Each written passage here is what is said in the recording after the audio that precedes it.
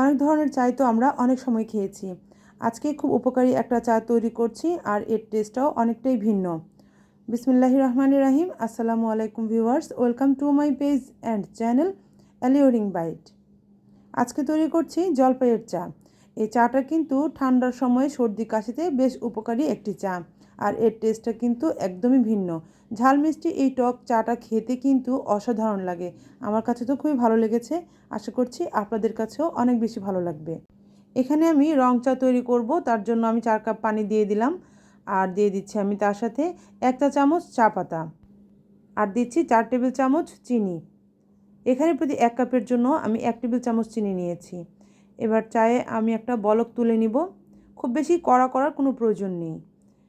এবার চলে যাচ্ছি চা তৈরিতে। এখানে আমি নিয়েছি বিট লবণ, কাঁচামরিচ আর নিয়েছি জলপাই। এবার আমি 4 কাপের জন্য 3টা জলপাই নিয়ে নিলাম। আপনারা টকটা একটু কম খেতে চাইলে এখানে 2টাও নিয়ে নিতে পারবেন। হামানদিস্তা দিয়ে আমি জলপাইটাকে একটু ছেঁচে নিচ্ছি। এটা হাতেও আপনারা চাইলে করে নিতে পারবেন। আমার এখানে জলপাইটা হালকা করে একটু পাকা ছিল, তাই এটা এভাবে করে নিলাম। আপনারা যদি কাঁচা অবস্থায় জলপাইটা নেন তাহলে হালকা করে একটু সিদ্ধ করে নিতে পারেন। এবার ভেতর থেকে আমি বিচিগুলো ফেলে দিচ্ছি এক এক করে। এরপর আমি এখানে কাঁচামরিচ অ্যাড করব। যতটুকু কাঁচামরিচ আপনি খেতে চাবেন ঠিক ততটুকুই দিয়ে দিবেন। 4 কাপের জন্য তৈরি করছি আমি এখানে, তাই আমি এতটুকু কাঁচামরিচ এখানে দিয়ে নিলাম, আর দিচ্ছি এখানে বিট লবণ।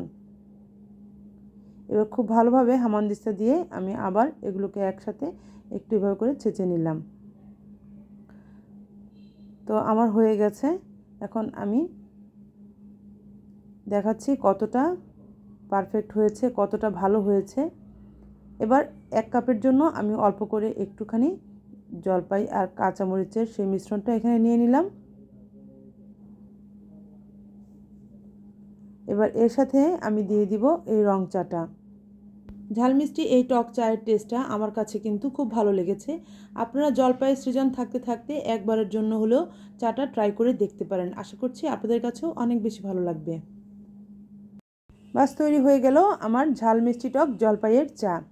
রেসিপিটি আপনাদের কাছে কেমন লাগলো আমাকে অবশ্যই কমেন্টস করে জানাবেন। এখনও যারা লাইক দেননি তারা একটি লাইক দিয়ে আমাকে আমার কাজে উৎসাহিত করবেন। যারা এখনও আমার চ্যানেলটি সাবস্ক্রাইব করেননি তাদের কাছে অনুরোধ রইল আমার চ্যানেলটি সাবস্ক্রাইব করে পাশে থাকা বেল আইকনের অল নোটিফিকেশন অন করে দিবেন। এতে করে আমার মজার মজার রেসিপিগুলো যখনই আমি আপলোড দেব দ্রুততা আপনারা পেয়ে যাবেন। ইনশাল্লাহ হাজির হয়ে যাব নেক্সট রেসিপি নিয়ে। সেই পর্যন্ত সবাই ভালো থাকবেন, সবাই সবার জন্য বেশি বেশি দোয়া করবেন। আমি আজকে বিদায় নিলাম। আল্লাহ হাফিজ, আসসালামু আলাইকুম।